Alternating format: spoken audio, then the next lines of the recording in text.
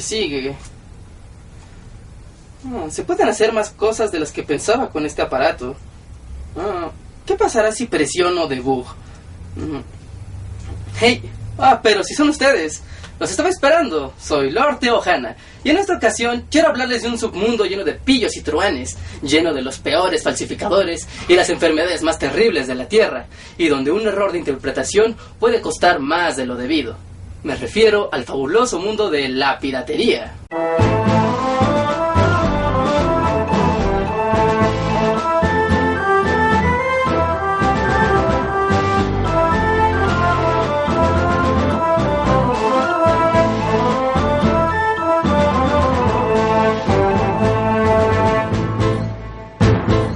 Es difícil decir cuándo comenzó la piratería. Podría decirse que existe desde la navegación misma. Y es que ¿qué tan difícil es hacer esto?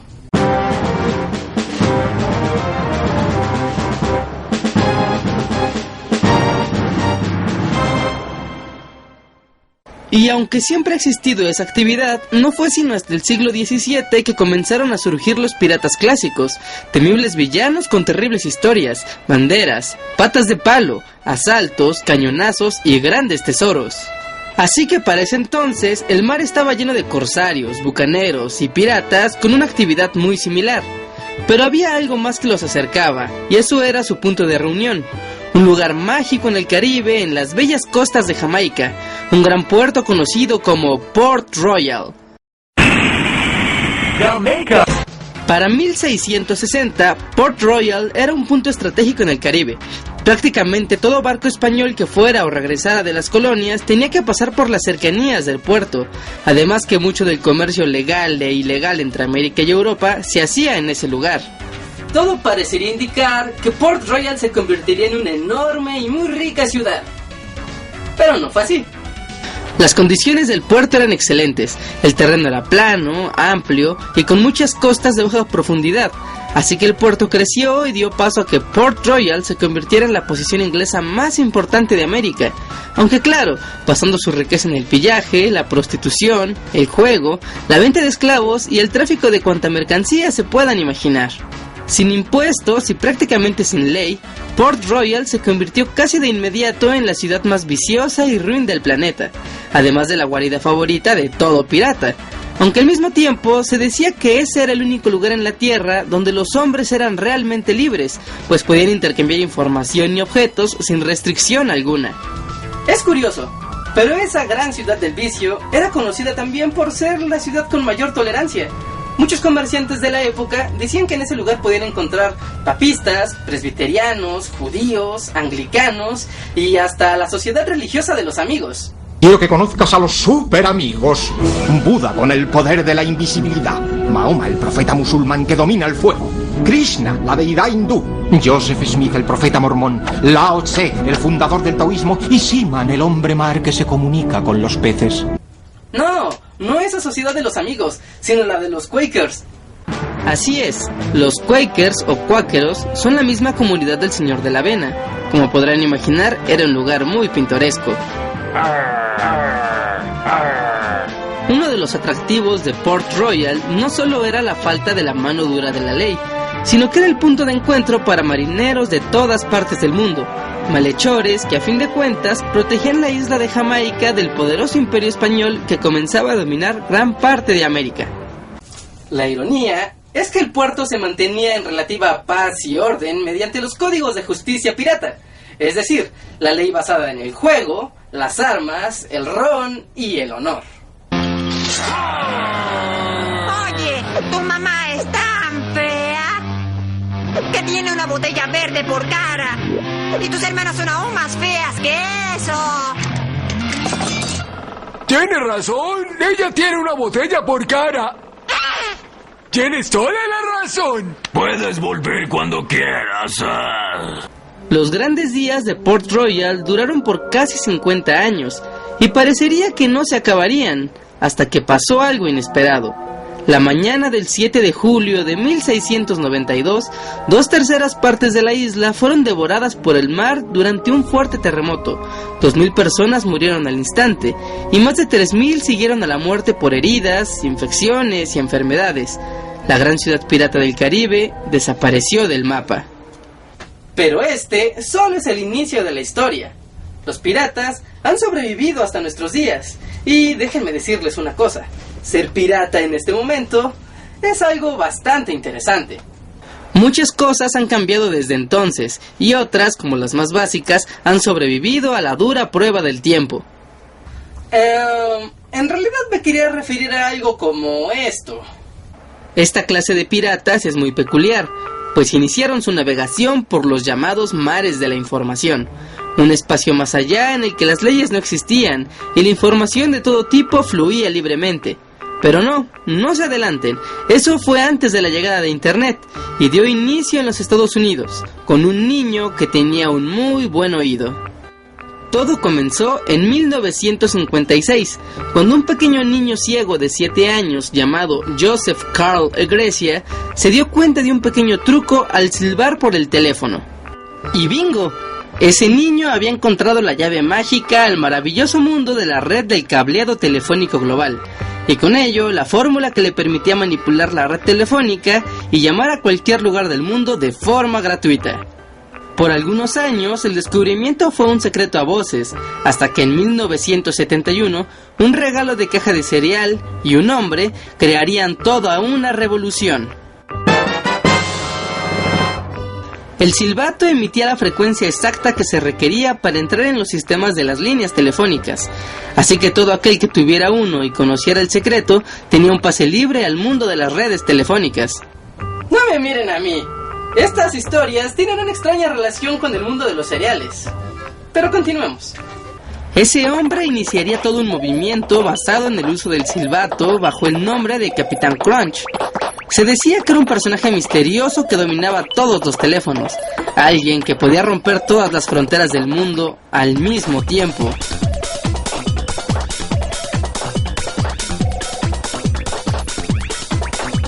Controlar las líneas de teléfono de esa manera se le conocía como pranking, y muchos de sus participantes se convirtieron en una especie de sociedad secreta que no solo usaba las líneas para hacer llamadas, sino que además intercambiaban información de todo tipo basándose en el anonimato de sus miembros.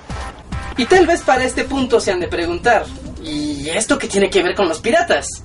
Bueno, con el crecimiento del pranking empezó a crecer la idea de modificar los aparatos electrónicos para lograrlos hacer cosas que normalmente no deberían. ¡De lujo! ¡Ingeniería invertida! Pero el pranking no podía durar por mucho. Las compañías de teléfonos no tardaron en darse cuenta que algo extraño estaba sucediendo con sus líneas, y después de una ardua investigación junto con el FBI, esa sociedad secreta comenzó a ser descubierta, al igual que los rostros de sus miembros, como John T. Draper, alias Capitán Crunch. Muchos dejaron el asunto de los teléfonos, pero eso no evitó que algunos de los miembros del grupo, como Bill Gates, Steve Wozniak o Steve Jobs, continuaron investigando sobre el funcionamiento de los aparatos electrónicos y las redes telefónicas. Pero esta historia tiene dos caras. Eran los años 70 y los Estados Unidos vivían con el constante temor al espionaje, la guerra atómica, y ahora se le sumaba la idea de que todos los teléfonos eran vigilados por terribles villanos tecnológicos. Así esa generación inauguró la nueva era de la piratería. La modificación de teléfonos se hizo ilegal y todos los miembros de ese movimiento fueron perseguidos, aunque no por eso dejaron de ser los más temidos. El concepto de la piratería había cambiado. Las computadoras personales aún no se hacían populares, y las personas que sabían del tema tenían que usar las grandes máquinas de las universidades. Fue en ese entonces que se creó una forma muy simple y efectiva de enviar mensajes llamada correo electrónico. Pocos eran los que tenían acceso a un email, y eran aún menos los que lo usaban más allá de los reportes de rutina. Y es que ante una herramienta que te dejara enviar mensajes prácticamente anónimos, no quedaba más que usarla como una mina de oro de libre información, donde todo se podía preguntar y resolver, en una misteriosa comunidad de nerdos computacionales. Y bueno, poco tiempo después aparecerían las primeras computadoras personales, y con ello, un invento que revolucionó el mundo llegaría a miles de personas. Me refiero al módem. Sí, ese aparato para conectar al teléfono del que seguro han escuchado causó toda una revolución. Los módems permitían nuevos experimentos en las líneas, y mejor que eso, daba la posibilidad de comunicar varias computadoras en una red que era utilizada principalmente por los propios hackers. Una nueva era en el mundo pirata había nacido. ¿Recuerdan lo que les conté sobre Port Royal? ¿Ese lugar sin ley donde mercancías e información se intercambiaba libremente? Bueno, algo así acababa de ser creado. Eran los principios de los 80s, y aunque las computadoras personales llegaron a miles de personas, la red seguía sin ser común en la vida cotidiana como hoy la conocemos. Pero para los universitarios, hackers y curiosos de la tecnología era algo muy distinto, algo como un paraíso de información, sin restricciones, leyes o más orden que el de los propios usuarios que compartían en ella. Es fantástico. Ahora podemos llevar la administración de la empresa con mayor facilidad. ¡De fábula! Puedo generar algoritmos avanzados y compilarlos en un instante. Además, puedo compartir la información de mi empresa con sus departamentos y hacer todo más rápido. ¡Radical! Ahora podemos colaborar en conjunto y hacer nuevas aplicaciones sin salir de casa. Me encanta manejar información importante con los miembros de mi empresa sin recurrir a mensajeros. Es excelso poder preguntar a dónde encontrar vendedores de cosas interesantes y además compartir información de los exámenes de la escuela. Tener información en red es de lo más maravilloso. Parecería que se había alcanzado un equilibrio entre el uso de las computadoras para las empresas y su uso de forma libre con todos los demás usuarios. Pero no duró demasiado. Muchos de los desarrolladores que usaron la red en aquellos años formaron sus empresas y a la vez rompieron el pacto de compartir y colaborar libremente en la red. Se trataba de viejos hackers que perseguían hackers. La libertad en la red tuvo que correr a lugares ocultos del mundo. Es triste, pero gran parte del crecimiento y desarrollo de Internet se le debe a los hackers, y esto no los ha salvado de ser permanentemente perseguidos.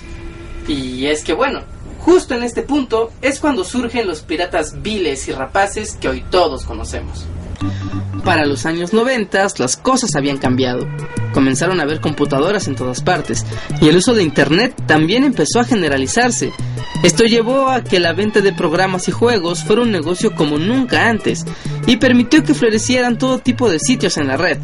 De hecho, hubo leyendas en las que se decía que ante la enorme cantidad de usuarios en la red que llegaron casi de golpe, lograron encontrarse fácilmente planos para fabricar bombas nucleares, seguridad de prisiones, registros gubernamentales, videos snuff y el código fuente de Windows, y hasta la receta original de la Coca-Cola. Eran tiempos más simples en la red, y todo iba más o menos bien hasta que...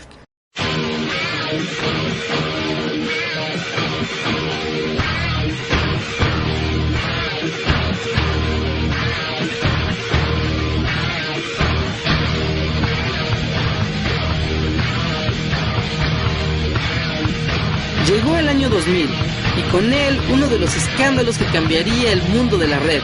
El servicio web Napster sería el que dispararía todo. ¡Wow! Estas canciones aún no salen ni en la radio. ¡Y gratis! ¿Qué? ¡Yupi! ¡Música gratis! ¡Que cierren ese sitio! ¡Hey! ¡Que quemen ese sitio y nos den todo su dinero! Y al final, la corte dijo... Napster tiene que encontrar todas las canciones duplicadas, borrarlas y dar una disculpa por cada descarga. Parecería que el mundo de las descargas se había terminado y que la ley había llegado hasta los rincones del internet. Sin embargo, este movimiento solo hizo que cayera una lluvia de servicios similares en todo el mundo. Algunos ya convivían con Napster, otros fueron creados tiempo más tarde. El caso es que compartir recursos en la web se volvió prácticamente indetenible, y siempre con diferentes ofertas y formas. Y aunque hasta el día de hoy hay montones de servicios para descargar cosas de la red, hay uno que es particularmente importante, y es que pudo rebasar la línea de lo digital y comenzar a piratear en el mundo real justo como sus antepasados del Caribe. La diferencia es que Pirate Bay tomó la idea de los hackers clásicos sobre el derecho a distribuir y consultar información de forma libre y sin restricciones, como lo era la red en sus primeros días. Pero eso no se limitaría a la red, sino que en 2006 oficialmente se convertiría en un frente político en Suecia, un movimiento dirigido a cambiar las leyes y proteger a quienes distribuyen y descargan información en la red, sin importar que ésta tenga derechos reservados o no. Y esa es la historia de los piratas, o al menos de cómo han cambiado con el tiempo. En realidad les estoy hablando sobre hackers, porque para el día de hoy, los piratas bajos, viles y ruines son estos.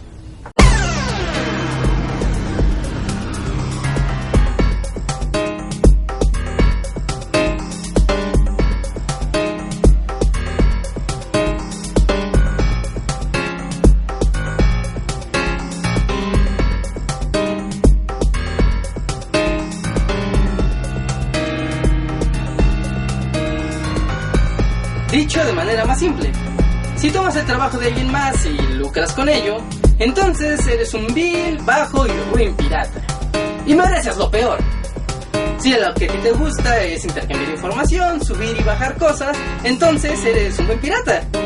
Pero si lo tuyo es desarmar cosas y saber cómo funcionan sin importarte las consecuencias, bueno, entonces eres un hacker. Y un pirata, pero de la vieja escuela. Yo soy Lord Teohana, y si lo puedo coleccionar, lo puedo explicar.